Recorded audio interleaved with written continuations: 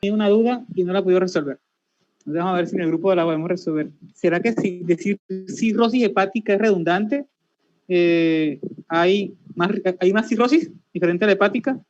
No sé, o sea, todos los libros te dicen cirrosis hepática, todos, o sea, todos, absolutamente todos. O sea, tú te vas a buscar la literatura y todos dicen cirrosis hepática. Pero ¿será que hay otro tipo de cirrosis? O sea, yo siempre dije como que si aquí estoy redundando cuando digo cirrosis hepática o si será cirrosis. Entonces, no sé, es una duda que yo siempre he tenido. Vamos a ver si en este grupo la podemos solucionar. Es un tema bastante larguito, un poco complicado. Obviamente es imposible abarcarlo todo. Tenemos que tener en cuenta también, muchachos, que pues el hígado se encarga de muchas funciones en nuestro cuerpo, demasiadas. Ustedes saben ya, o sea, ustedes, creo que el libro guía de todos los médicos en este país es la Harper, o no sé, o la mía lo fue, y yo amo ese libro.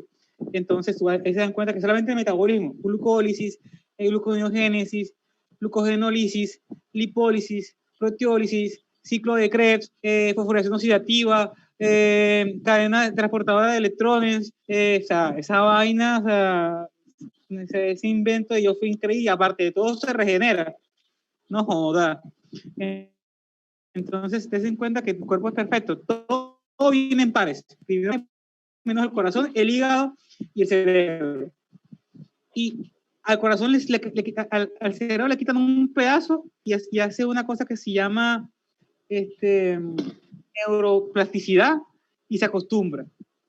Y lo sé porque tengo un profesor que le hicieron una lobotomía y es cirujano, pero trabaja en la unidad de cuidados intensivos en Bogotá. Y le hicieron de residente. ¿Qué más?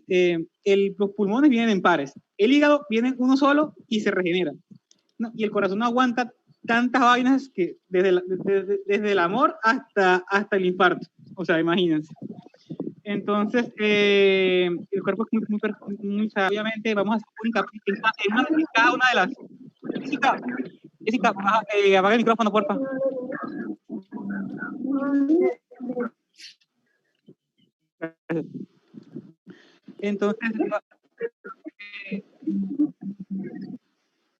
Entonces vamos a hacer hincapié en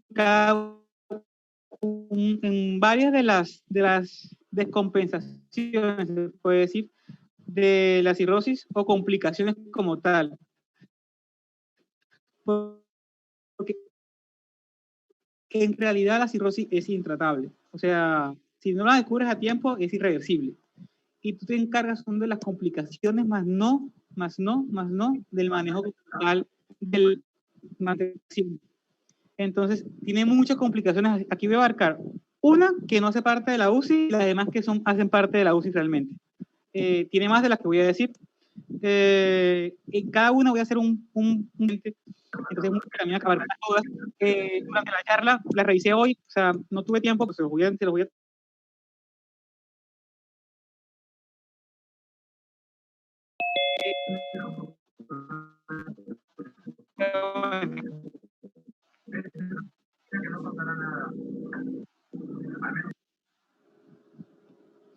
cómo se debe desde la sospecha diagnóstica y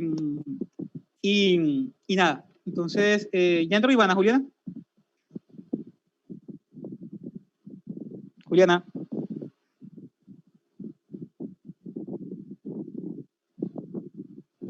Oh, Juliana. Doc, hola. Doctor, Ivana me dice que tiene como problemas con la conexión, entonces que está intentando conectarse, pero no ha podido. Vale, como que conecta y se desconecta. Entonces, pues sigamos. Igual yo creo que la clase va a quedar grabada, ¿no? Y ahí tenemos a Angie, creo que es nuestra ¿qué? Filmadora autorizada. Listo. Bueno, ya sabe mi nombre, yo soy Juan Manuel Ramos Carela, residente de medicina críticos e intensivos. Si Dios lo permite, en 3 semanas R3. Bueno, entonces vamos a hablar un poco de la definición.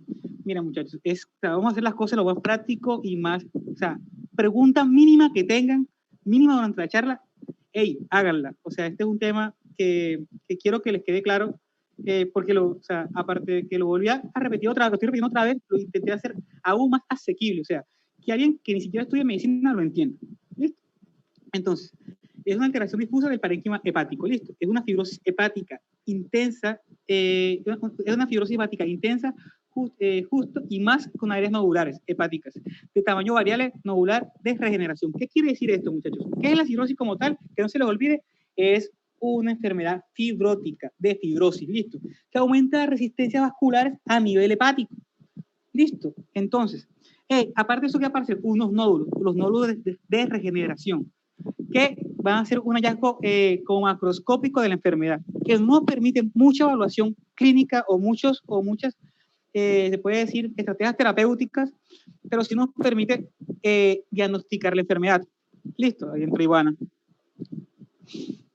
Pero sí nos permite diagnosticar la enfermedad como tal. Listo, vamos a seguir más adelante.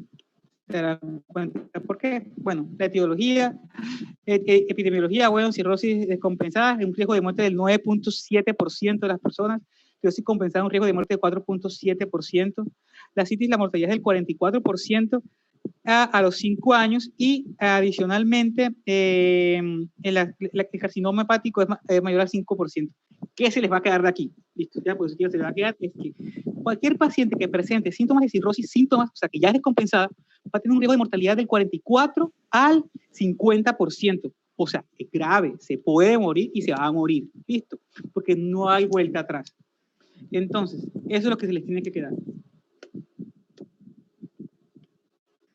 Dentro de las etiologías, bueno, la alcohólica, que es la más común, vamos a verla mejor más adelante, las enfermedades del hígado graso y alcoholismo, la cirrosis infantil en la India, por ejemplo.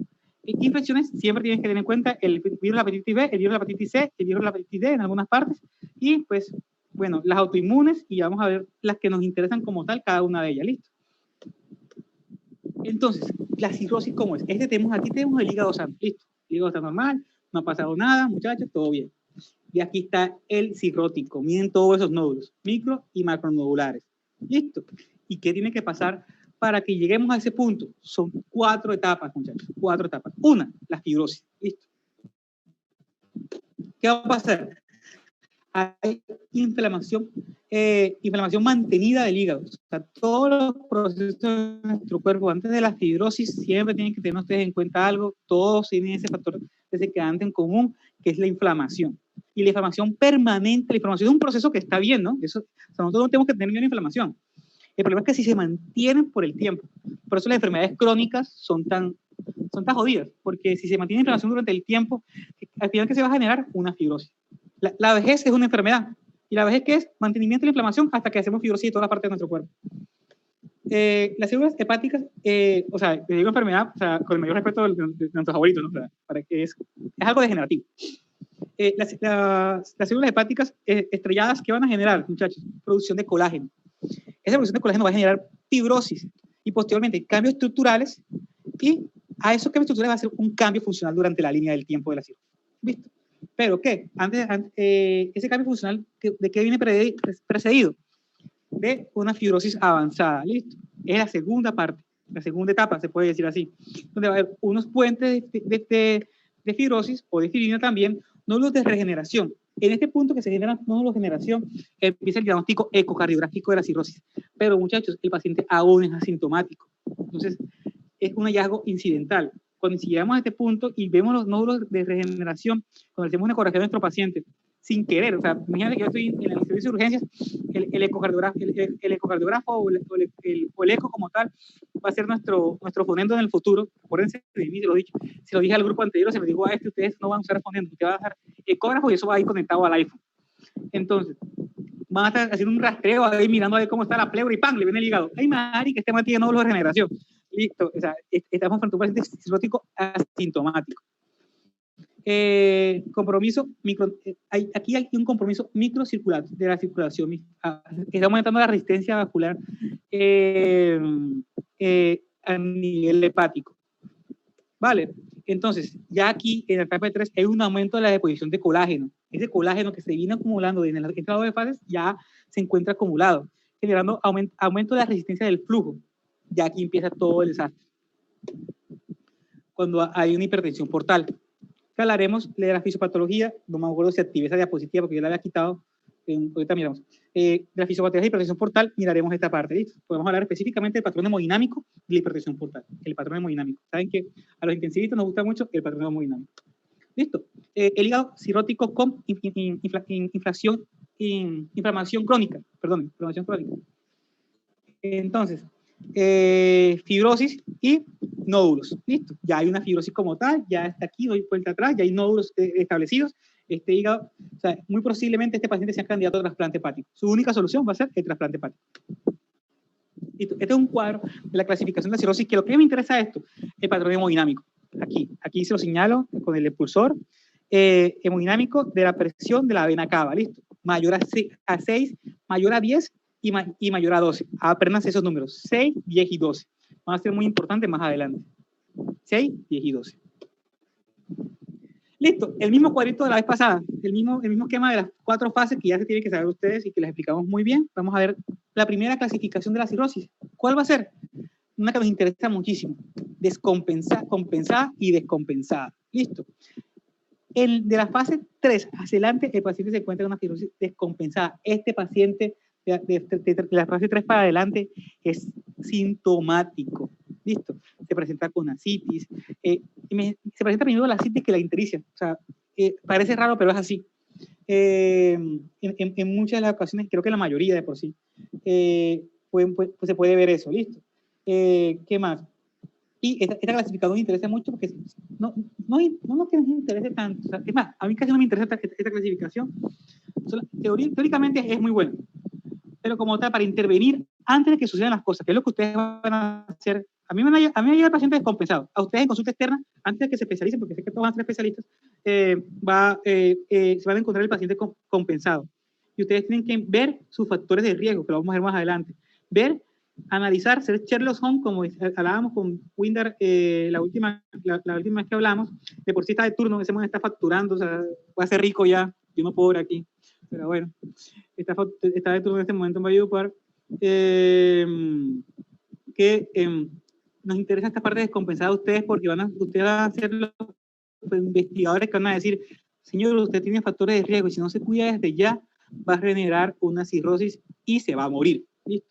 Hay que hablar así, que se va a morir para que veas cómo se asustan y cambian los estilos de vida. Listo, entonces vamos a ver cambios estructurales. Ya vimos la primera parte. Ahora hay una clasificación que se llama clasificación etiológica. Esta me interesa mucho. ¿Por qué?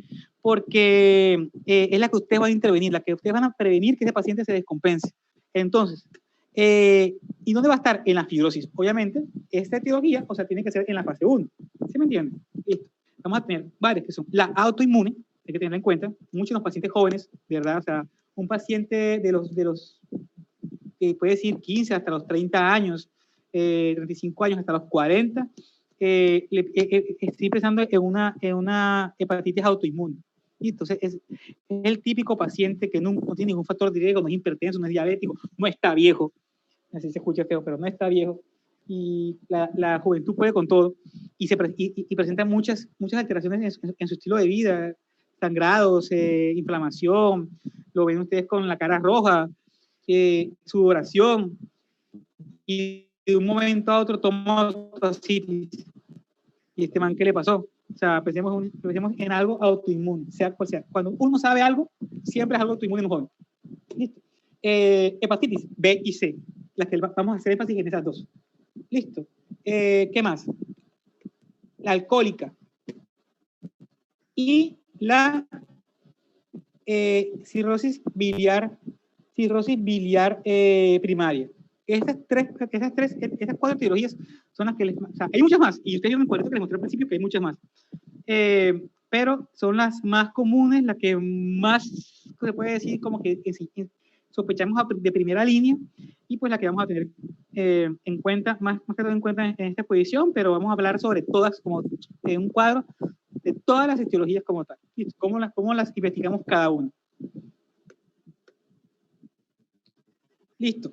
Ahora viene, ya vimos 2 clasificaciones, descompensada, compensada y la etiología, listo. Ahora vamos a ver otra más, que es la fibrosis avanzada, que se da que se da en la segunda fase, en la fibrosis avanzada, que son con los nódulos de regeneración.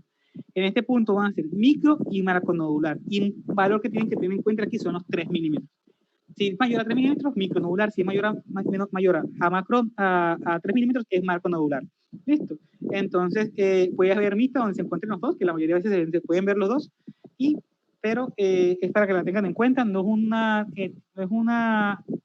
una clasificación que nos permita hacer muchas intervenciones como tal.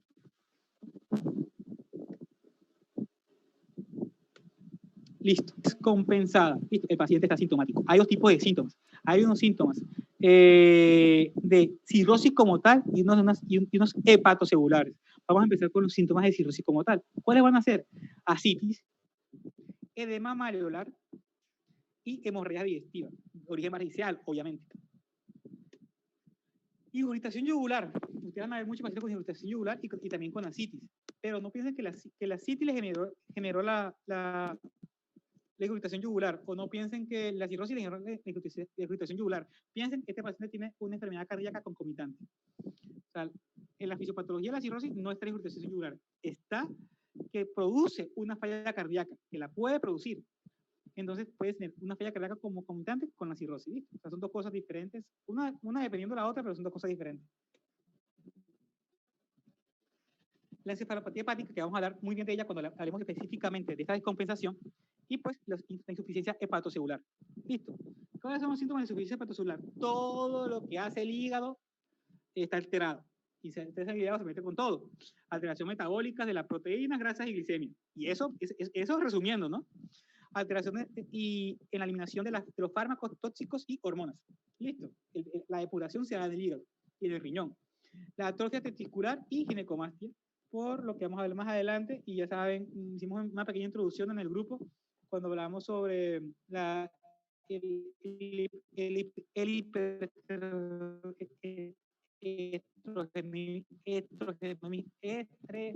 bueno, ya saben.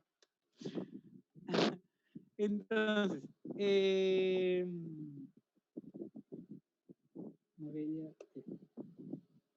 listo. Para clínicos, ¿qué se le pide al paciente? La GGT, la fosfatasa alcalina, la hemoglobina M, tutorial, hipoalbuminemia, hipergamaglobulinemia, prolongación de los tiempos de protonina y resistencia a la insulina, intolerancia a la glucosa y disminución del potasio, sodio en sangre.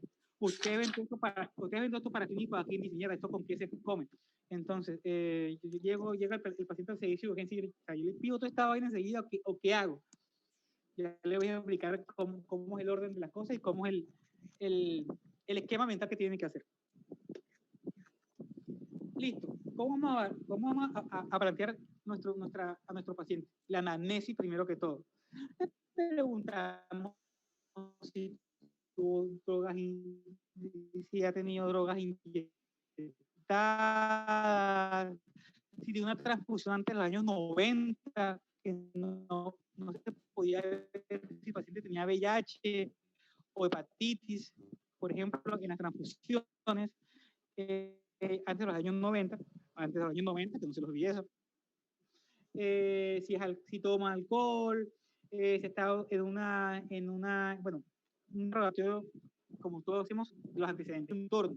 Estamos en un país que se puede decir occidental, hasta donde llegamos nosotros, así estamos subdesarrollados, pero que la mayor causa es la alcohólica. Y después los fármacos. Y después la herboristería, que es un concepto nuevo para nosotros. Pero nació todo esto con las metas FIT, entonces poco de cuentos ahora, nació la herboristería y las drogas.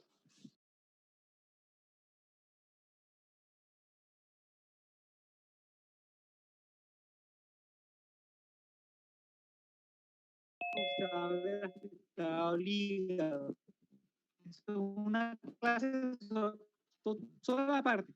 Pero si el paciente, aquí vamos a fijarnos si el paciente toma o no. Fármacos, que fármacos Herbalife, muchachos, nada que hacer. O sea, si alguno de sus mamás o familiares o amigos ven esta vaina y tú le estás causando un daño hepático a la gente. Herbalife hace parte de la herboristería, hay artículos, lo pueden busquen Herbalife en el New England o en PubMed, le van a aparecer artículos que van a decir daño cirrótico, pacientes cirróticos por Herbalife. Y mucha más herboristería. Así que bailas el que vende esta vaina. Drogas, las inyectables, por ejemplo, que nos pueden nos comprometen a virus de la hepatitis en muchas ocasiones, y obviamente pues, los pacientes que tienen conductas sexuales de riesgo. ¿Listo? Seguimos ahí va nuestro paciente, seguimos la escalerita. Mierda, ¿cuál es el otro tipo de etiologías o causas de cirrosis? La infección y la esteatosis, listo, o sea, hígado graso. Listo, entonces, ¿qué vamos a pedir aquí? En la parte de la infección, vamos a tener virus de la hepatitis B y C, que les he dicho anteriormente. Esos son, aquí lo puse muy claro, alto interés los dos. ¿Por qué? El virus de la hepatitis A no se cronifica. El virus de la hepatitis B necesita el virus primero que tiene que presentar. Entonces, ese es el primero, virus de la hepatitis B. Y la hepatitis G es endémico de la India. O sea, estamos lejitos de la India por ahí. Listo, entonces, ¿qué vamos a tener? Otra vez la anamnesis, otra vez todo lo que tenemos que preguntar. Los dos se parecen mucho. Si ha tenido relaciones sexuales de riesgo, transfusiones antes de los 90, de los años 90, perdón. Transmisión vertical en Madrid,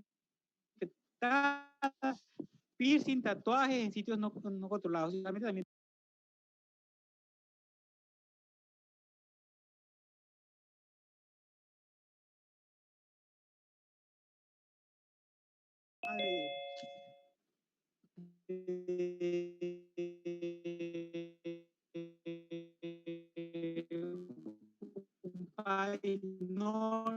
un país por allá súper desarrollado, no.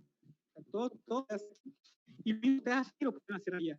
¿Sí? O sea, no hay diferencia, o sea, en el manejo y todo lo que anti-VHC y ¿qué más? Claro, ya lo malé. Ey, dígame, me dicen, muchachos, o sea, yo hablo muy rápido, aparte de rápido, a veces hablo enredado, y la idea es que entendamos. El tema es largo y es complicadito, pero lo hice lo más bonito posible. Entonces, bueno, virus de la hepatitis C, ya sabemos, pedimos anti-VHC y RNA para el virus de la hepatitis C. Listo, si sospechamos que sea de causa infecciosa. Y recordemos que cuando hablamos de la etiología, que les permitía pues una conducta terapéutica, pusimos los virus como primera línea. Listo. Seguimos. Bueno, esteatosis. Ahí es cuando le pedimos al paciente perfil lipídico. Todo el perfil lipídico, triglicéridos, colesterol, VRDL, HDL, todo esto, listo. Y nos damos cuenta, hey, ¿tiene alguna de estas cosas afectadas? Le voy a pedir, obviamente, una ecografía para ver si hay esteatosis. ¿Esteatosis cómo se ve esteatosis en la ecografía? Es solamente una diferencia que se vea entre el riñón y el hígado. Es una forma de verlo. Si hay diferencia en el color, el paciente tiene esteatosis. O que no tan fácil, una pendejada. Y por eso es que todo el mundo tiene, cuando se va a hacer una ecografía, todo el mundo tiene esteatosis hepática. Todo el mundo tiene esteatosis hepática. ¿Por qué? Porque si hay una diferencia de colores, ya es esteatosis. Hablaremos en otra charla un poquito de generalidades de la ecografía. Si nos queda tiempo, la preparamos. ¿Listo? Continuemos. Y aquí, pruebas de afectación hepática. Hepatitis, entonces, ¿cuáles vamos a ver? O sea, ¿cómo así pruebas de afectación hepática? O sea, enfermedades que afectan directamente el hígado. Esto ya es un poquito más raro. Hay las hepatitis autoinmunes, que hablamos anteriormente, la enfermedad de Wilson, la hematocromatosis y el déficit alfa de 1 antitripsina. Listo. Oigan, muchachos, yo ahorita que estaba hablando rápido, lo anterior se entendió. ¿Saben qué? No sé. Hasta ahora todo va claro.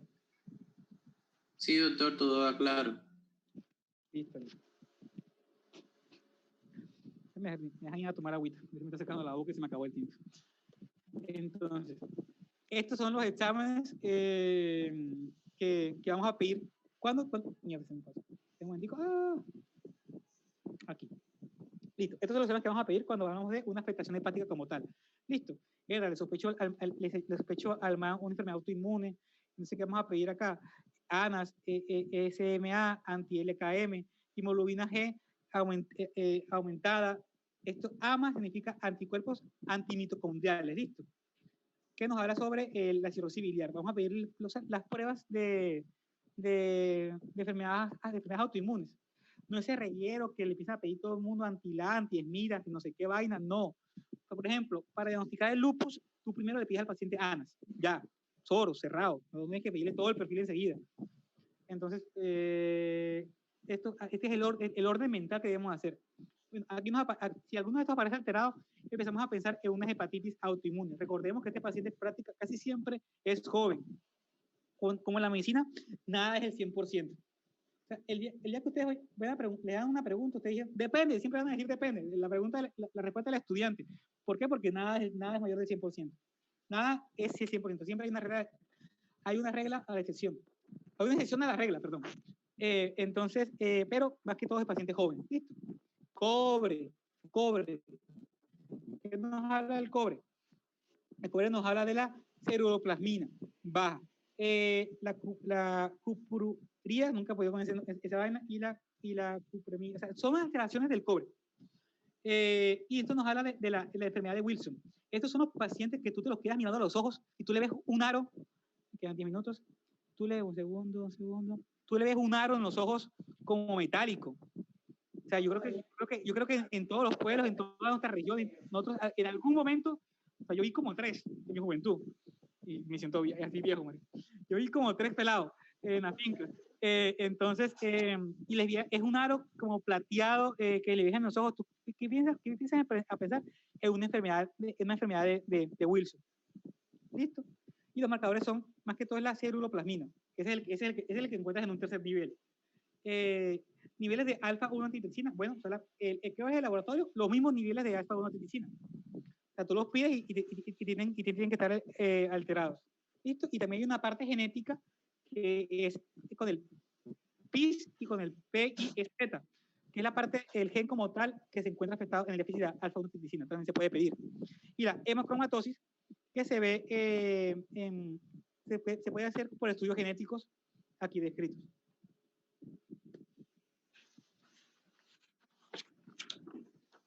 Listo, aquí para hacer énfasis, la cirrosis biliar primaria también puede tener la fosfatasa aumentada, la GGT aumentada y la hemoglobina M aumentada. Listo.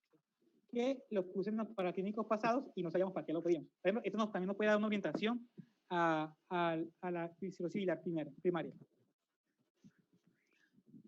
Bueno, pruebas no hepáticas. O sea, aquí es cuando nosotros pensamos que el paciente tiene una enfermedad hepática secundaria a otra cosa.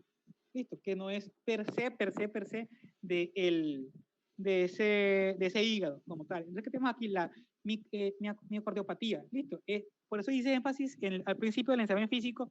Este paciente tiene una insuficiencia cardíaca que no sabemos de dónde sale la insuficiencia cardíaca y también tiene cirrosis. ¿Qué fue primero, el huevo o la gallina? Aquí nos empezamos a preguntar eso. La CPK, la aldolasa, la vamos a pedir.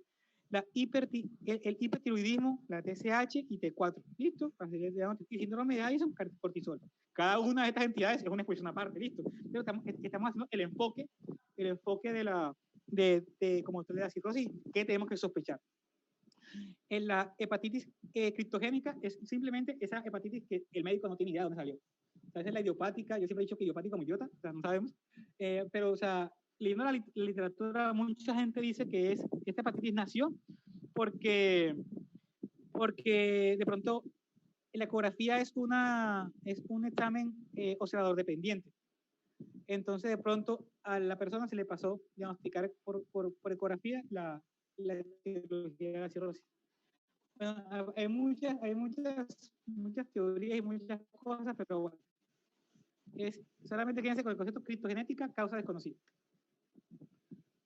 Como ya miramos muchos laboratorios, pero ¿cuál? Si ustedes le llegan a preguntar en una ronda médica, doctor, ¿cómo diagnostica la cirrosis? Yo siempre hago énfasis en las rondas médicas porque es cuando nos joden, nosotros salimos llorando. Entonces van a decir, no, doctor, depende. La típica respuesta del estudiante de medicina, depende, doctor. ¿Cómo así que depende? Sí, el diagnóstico definitivo está descrito en la literatura, doctor, es la biopsia. Pero yo no le puedo hacer biopsia a todo el mundo. Entonces tengo que llevarme de criterios. Y primero hago un diagnóstico clínico, paraclínico, de pruebas de sangre y ecocardiográfico. Si el paciente tiene estos criterios, cumple todos estos criterios, tengo el diagnóstico de cirrosis sin hacerle biopsia. Listo. Doctor, también tengo otras alternativas. ¿Cómo qué, doctor? El FibroScan. FibroScan que nos permite ver qué tan fibrótico se encuentra el hígado. Se parece a la ecografía. Entonces, miren, tiene una sensibilidad, aquí se la señalé, del 70.2%, 90 una especificidad del 90.1% y un valor predictivo negativo del 94.4%. Listo. Con los hepatoscore, la diferencia, sí, es significativa, o sea, significativa en la sensibilidad más que todo, pero miren que de todas formas, el valor predictivo negativo cambia, no cambia tanto, o sea, el FibroScan es un gran método, no es invasivo y nos permite hacer diagnóstico de fibrosis, sí, pero no es necesariamente lo tenemos que tener. Listo, que quede eso claro. La biopsia Doctor, una pregunta. Claro que sí, dale. Eso es tanto para la descompensada como para la compensada. Cuando hacemos el FibroScan casi siempre es en el paciente que está descompensado, porque es el momento que descubrimos la enfermedad. Pero realmente la indicación para mí, no te estoy hablando de literatura, sería en el compensado, porque es al paciente al que le quiero descubrir la enfermedad antes de que presente síntomas. Pero también tiene un gran problema y no lo vimos en el examen físico. Recuerda que el FibroScan nos ayuda a ver el grado de fibrosis. Y si el paciente se encuentra compensado, sigue en ese proceso inflamatorio, pero aún no tiene fibrosis. O sea, por eso es el paciente descompensado. Porque, por ejemplo, no evaluamos el examen físico en todo esto que hemos hablado, como tal, el examen físico de la palpación abdominal.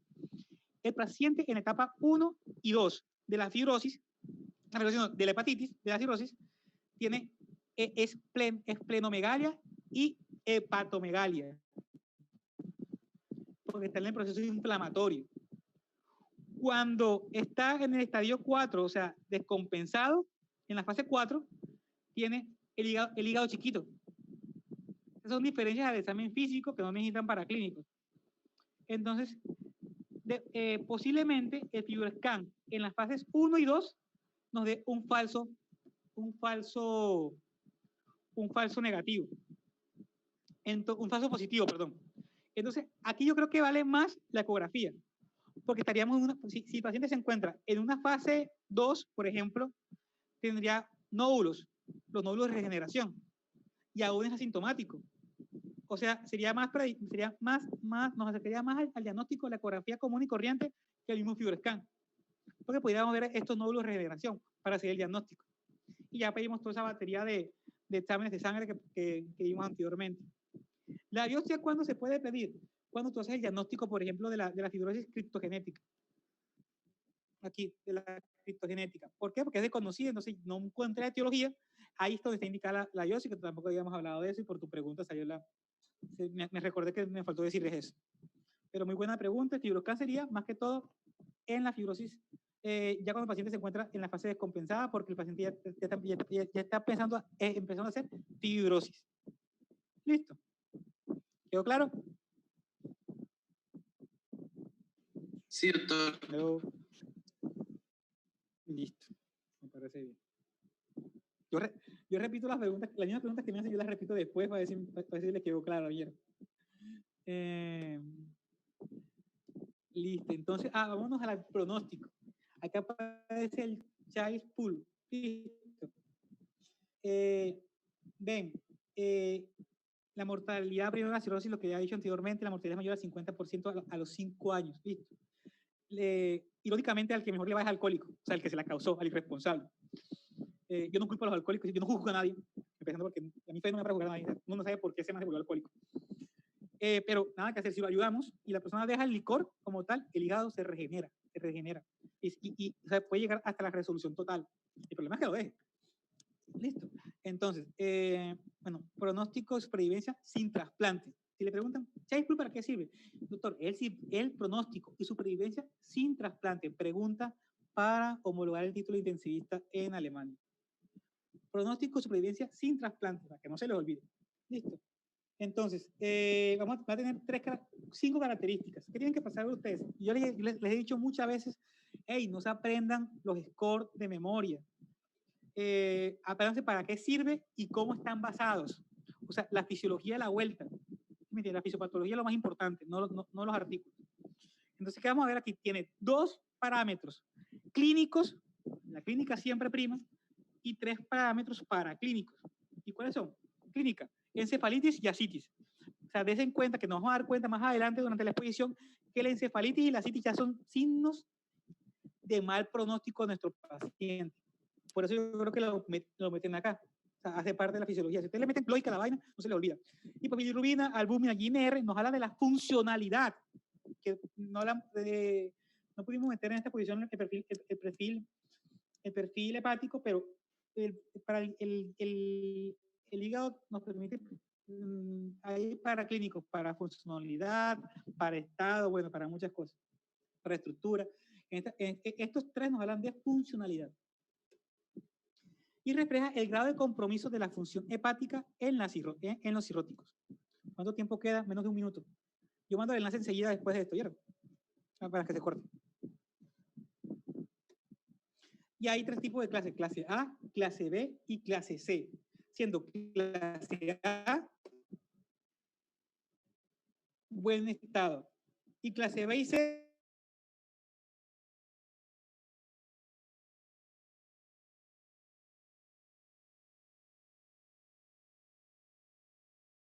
las clases y verlas. Y obviamente anteriormente, muchachos, el pronóstico. El que vamos a ver es Chaipur. Ya les dije anteriormente de que el Chaipur es para mirar la supervivencia sin trasplante, listo. Y que tenemos que siempre mirar las características de los tirocítenos. Encefalopatía, asitis, son dos cosas clínicas que nos hablan de mal pronóstico en el paciente, que estoy seguro que por eso es porque lo colocaron ahí. Y la bilirrubina y la albúmina y el INR son parámetros paraclínicos que nos hablan sobre la función de este hígado, listo. Entonces, ¿qué vamos a tener?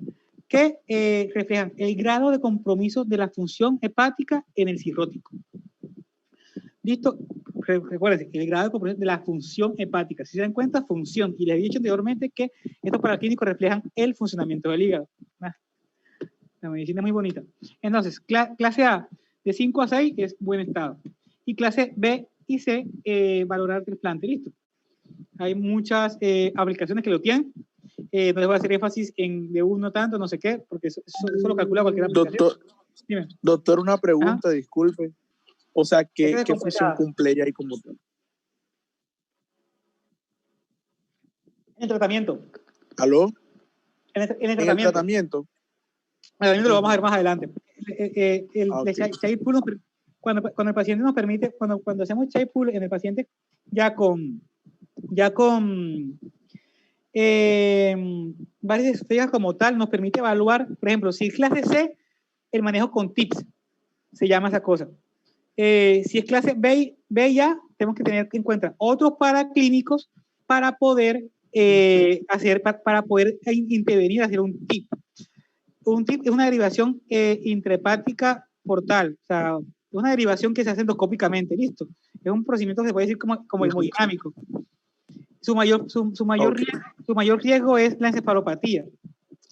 Entonces, hay un tipo de pacientes que, por ejemplo, uno controla con la endoscopia el 80% de los sangrados en la varices esofágicas, el 80% prácticamente.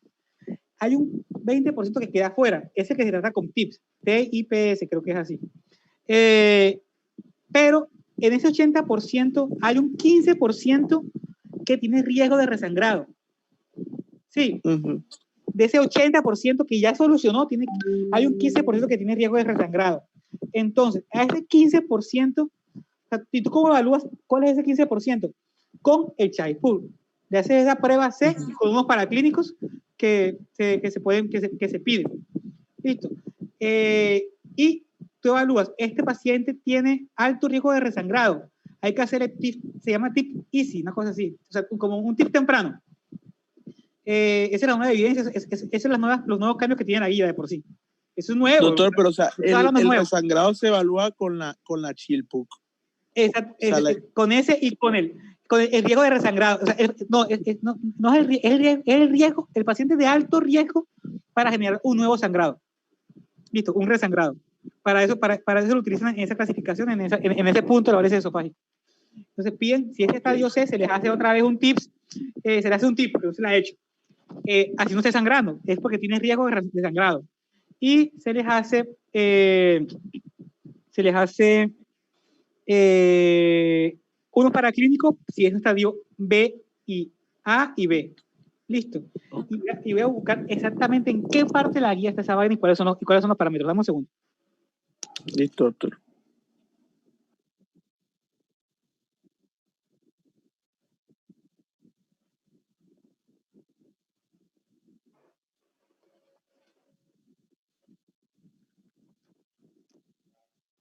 Un segundo, te voy a decir cuáles son los paraclínicos esos.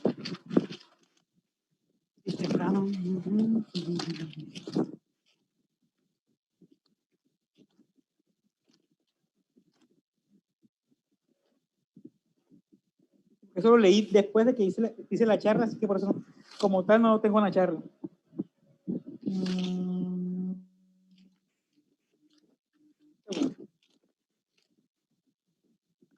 Un momentito también, yo voy a buscar los apuntes de hemorragias de vías digestivas, porque esa escala yo la vi ahí. Entonces, un momentito también. ¿Cómo se evalúa? Respuesta clínica, sangrado digestivo de origen variceal, aquí está. Listo, aquí está. Entonces, seguimos, los activos, no, tal, la hemoglobina, eso lo tengo ya en la descripción. Aquí está, y temprano. Se llama Early Tips. ¿Quién habla inglés aquí? Perfectamente, pues yo solamente me sirve para leer artículos. Doctor Giselle, entonces, Early Tips. Early, ¿se dice así o no se dice así? Juliana. Doc, yo no sé de qué están hablando, no entiendo. ¿En qué parte te perdiste? Estoy perdida. No Estamos sé, hablando... o sea, no entiendo. Nada más veo que el man como habla, no sé de qué habla. Estamos hablando, mira, ahora que estamos hablando de pronóstico. Listo, entonces el pronóstico nos habla, una de las escalas es el Chai-Pool. Entonces el Chai-Pool nos permite ver es que se entrecorta y no entiendo. Estamos hablando del pronóstico, ¿sí? El Chai-Pool nos permite evaluar el pronóstico del paciente. Listo, supervivencia sin trasplante. La pregunta de él es, ¿por qué en la hemorragia de vías digestivas se utiliza el Chai-Pool si es un pronóstico de cirrosis? Listo. Entonces, lo que le estaba explicando es que hay un tipo de pacientes dentro de la parálisis esofágica y el sangrado digestivo que utilizamos el Chai-Pool para dirigir el tratamiento. Entonces, muchachos, cuando no entiendan, no sepan de qué se está hablando, pregunten. No queden ahí como que, sí, yo sé, o sea, no, recuerden, pregunten. Listo. Entonces, el 85% de los pacientes que presenta, que se le hace endoscopia y se le controla el sangrado, mejora. Hay un 15% que no, y hay que hacer es el TIPS. ¿Qué es el TIPS? Es implantación de una derivación portosistémica intrahospitalaria transyugular. ¿Listo? Entonces, ese es un procedimiento que se hace a los pacientes que no mejoran con el manejo endoscópico regularmente.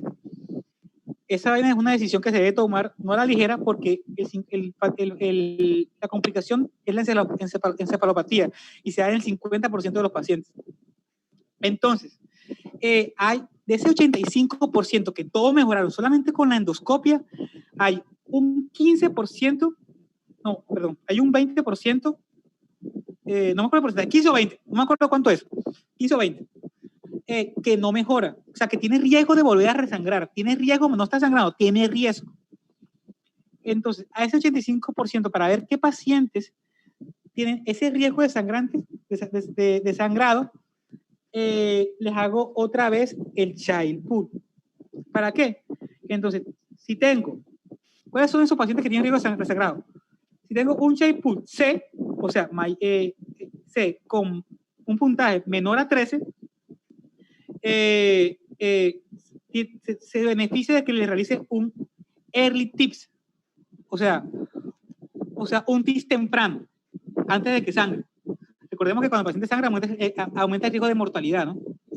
Entonces, solamente si tiene un Chai-Pool C. Listo. Si el paciente tiene un Chai-Pool B, se le puede realizar el TIP solo si tiene los siguientes paraclínicos. Una presión venosa una presión venosa hepática mayor a 20. Eso es un estudio hemodinámico. Una creatinina mayor a 1. Y una presión arterial sistólica menor a 100. Y que sea de etiología no alcohólica. Si tiene un B y tiene lo que les acabo de decir, se beneficia de un early tips. Eso fue lo último que salió en la guía, en las nuevas actualizaciones de la guía. ¿Listo? Esa era la pregunta del que por qué se utilizaba el child pool en hemorragia de vías digestivas por varices esofágicas. No sé si quedó si respondí la pregunta. Doc, una pregunta, y al child pool A se le da para clínicos también para ver si se puede hacer el tips. No, ese se le da recomendación. Y según el puntaje del child pool, yo determino el tratamiento farmacológico que también se le aplica al paciente, ¿o no? El tratamiento farmacológico, cuando hablamos de cirrosis descompensada, de cirrosis descompensada y como complicación las varices esofágicas, el child pool solamente nos indica lo que les acabo de decir, el pronóstico de la cirrosis como tal, y nos indica el tratamiento farmacológico está estandarizado.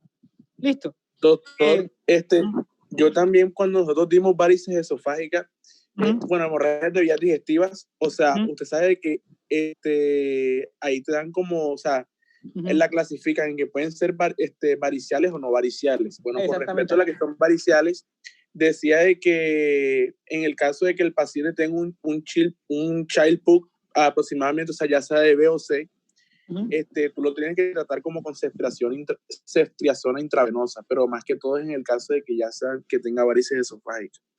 O sea, como un profiláctico, tú le das ceftriaxona intravenosa.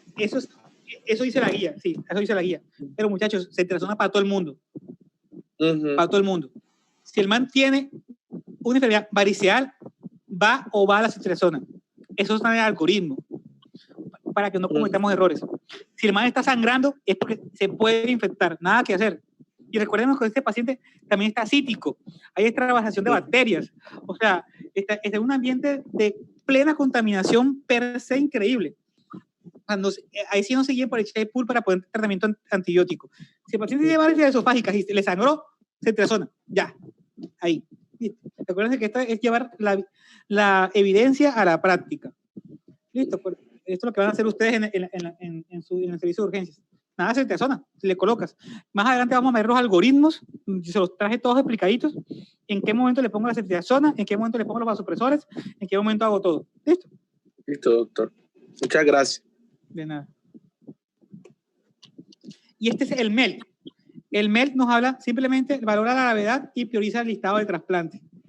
Miren, muchachos, el MELT nació, si alguna vez les preguntan sobre el MELT, ustedes van a decir, sean sofisticados. No, el MELT nació como una escala para valorar el riesgo de realizar el TIPS. O sea, el MELT no nació para valorar y priorizar el trasplante. Después lo extrapolaron a eso. Pero realmente nació como les estoy diciendo. El MELT lo pueden, recuerden, solamente necesito que se sepan del MELT, que valora la gravedad y prioriza el listado de trasplante. Pregunta de examen en Europa. Complicaciones.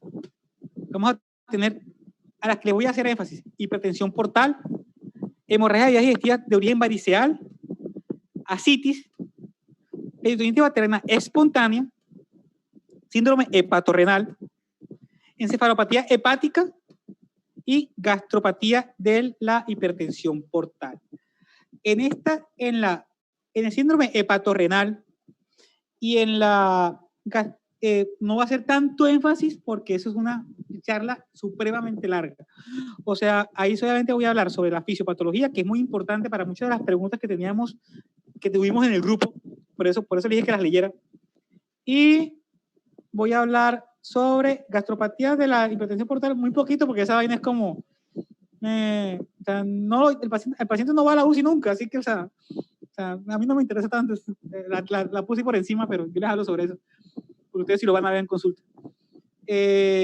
No sé, muchachos, si me están escuchando todos, están bien del internet, todo está perfecto, debemos continuar, o si la dejamos para mañana temprano, de este punto para adelante.